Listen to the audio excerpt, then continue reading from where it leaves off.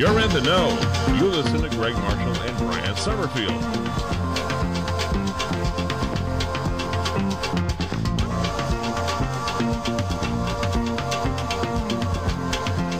Continuing the conversation right now with Trucker Randy. Appreciate him being here today. It's good talking to him. And you want to join in too? Please do. 231-347-4382.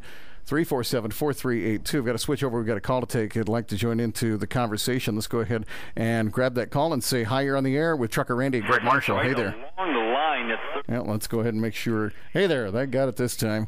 You're on the air with us. And I'm third. Well, doggone it. Hey, you're on the air with us. Thanks for calling. I'm Greg Marshall. It's Trucker Randy. Hey, I wanted to say God bless Trucker Randy for standing up to the tyranny of the government here. And I'm so glad that the attorneys gave him the advice they did, because I really don't believe there's any way Mr. Richardville will follow through with this threat to file a lawsuit, because of the fact that he knows the truth is on Randy Bishop's side and not his own. The other comment I wanted to make was the discussion before you went to break was about Richardville offering freedom to teach for teachers.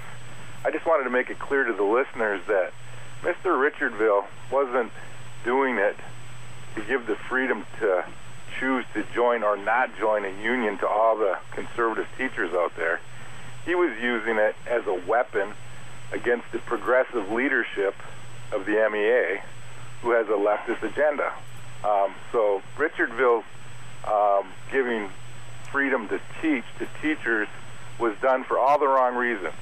It wasn't done for the good of the conservative teachers who don't want their money going to fund leftist causes and leftist politicians. It was only done as a weapon to their progressive leadership who wants to continue to keep their money against their will.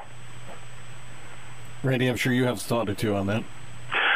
Well, I agree with the caller. I mean, the bottom line on this issue is that, as we've seen in many other states, is that workers that are in forced unionized states, many of the actual workers that are having the dues taken out of their paychecks as a condition of employment, 40% of them, Greg, do not agree with the political agenda of the union bosses. They don't agree with who they donate money to in political campaigns. They don't agree with what they support as far as agendas, personal situations like abortion and gay marriage and a lot of these other issues, but yet they're slaves to, in order to have a job and feed their family, those dues are mandatorily taken out of their paycheck, and that money then is used for whatever the union bosses want to support.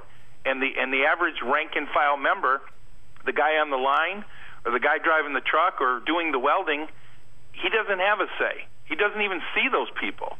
That money goes, and the money goes into the political campaigns of people that will continue this agenda, because they have a socialistic agenda that they want to keep going to perpetrate this slavery.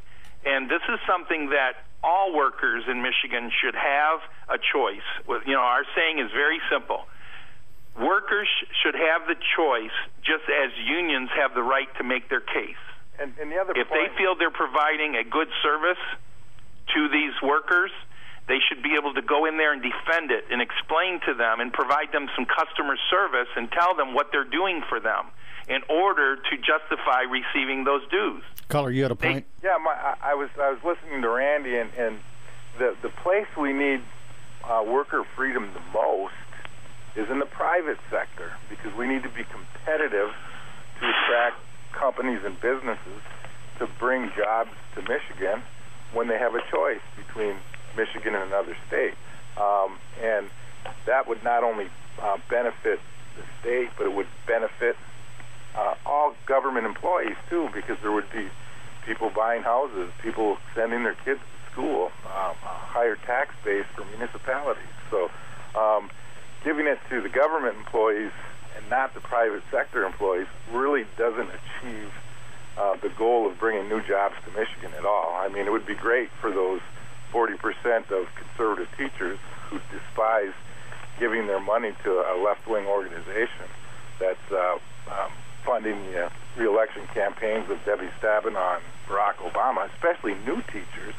Some of the worst union contracts are amongst teachers, where new teachers don't get anywhere near the 60% of the top salary that an apprentice would get in the trades. Some of these teachers, new teachers, are starting out at 35% of top teaching wage, and then they're forced to pay union dues out of that. I think some of them probably qualify for food stamps if they're a new teacher. It's terrible. And there's another component to that too, Greg, is that people have to understand that in the private sector, like the caller is saying, there's a thing called the free market.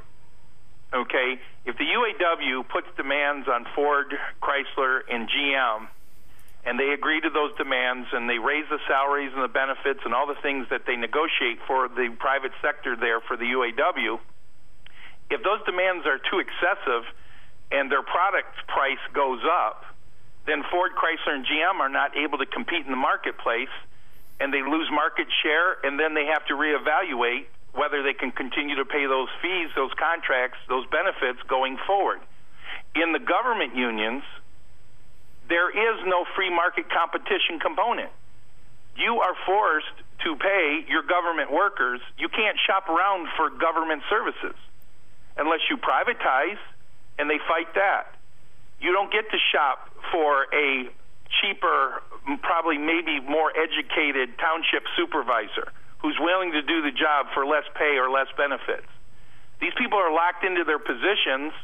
They are usually bureaucrats that are not, most of them are not even elected people that are servicing our government, and we have no way of determining what their fair market value is based on private sector. We're forced to buy our government services from these people and cave into their higher wages and demands of benefits, whether we can afford to do it or not. And it's us, the taxpayers, that are held hostage to paying those fees. This is something that needs to be done across the board.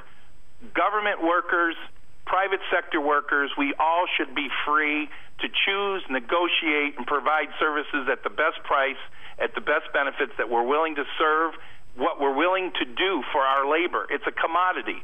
We have 40 hours a week that we're willing to work, 50 hours a week, whatever you're willing to do to be away from your family. You should be able to negotiate your rate and benefits. If you don't want the union forcing you into a contract, you shouldn't have to be forced into that contract. And this is the issue that we're dealing with. And Governor Snyder is listening to Senate Majority Leader Randy Richardville, giving him guidance on agenda and issues that we need to get passed in this state. And bottom line is, I just felt that we have to shine the light on what's going on in Lansing and make the people aware. That's what I stood up and did. And unfortunately, he feels he doesn't want the people to hear my message. Caller, I'll give you one more word on it. We're running short on time. If we can make about a minute. You guys brought up Paul Scott and the personal issues. And as far as I know, Paul Scott wasn't a married man when what happened there took place. And, probably according to the alleged reports of what Mr. Richardville did, it may be more closely to what Governor Sanford did in South Carolina. And he stepped down. That one's hard to say right now. Yeah, he stepped down from the governorship, and I would say what Richardville did is worse than that, and probably closer to Governor Spitzer and Anthony Weiner. And I can't believe that our other good senators here in Michigan haven't taken a vote of no confidence yet and are allowing him to continue to lead them in spite of the personal issue and everything else. It just is beyond belief to me. So, appreciate you calling in. It's good talking to you today. Bye. All right, take care. Trucker Randy, I know we're running short on time right now, but I've got about a minute and a half left. First off, we can find you on Facebook, right? Yeah, Trucker Randy. Just send me a friend request, and if anyone wants to email me, my email address is truckerrandy@hotmail.com. What's some of the issues you're going to be working on? You're going to be continuing to try to push right to work right now, or moving to different ones for the moment? I mean, where does that all stand as far as the news of the day? No, we're still going forward with a strategy. We're forced to deal with the UAW putting a ballot initiative on our November ballot, trying to ban right to work from ever being introduced in our state, and repealing a lot of the major reforms that Governor Snyder and the legislature had passed this past year. More importantly, though, I'm leaving to go to Washington, D.C. this weekend. I'm going to be at a press conference on Sunday with Herman Cain, and then Monday, Tuesday, we're going to have press conferences on the Capitol steps regarding the national fair tax. And I'm going to be talking with Congressman Benishek, our congressman here from the 1st District, and trying to get these Congress people to co-sponsor H.R. 25. I feel it's something that would truly reform our federal tax system, eliminate the IRS, repeal the 16th Amendment, and get a lot of jobs and companies to come back to the United States. Understood. Quick thought sent on Facebook a little while ago. We just haven't been able to get to it yet because of callers and such, and not that's a bad thing, but said, here's a question for Trucker Randy. I'll give you a chance to respond, but take about a minute and a half at most. It says, has he considered filing a lawsuit against the senator? It seems to me they have defamed you by stating you extorted them.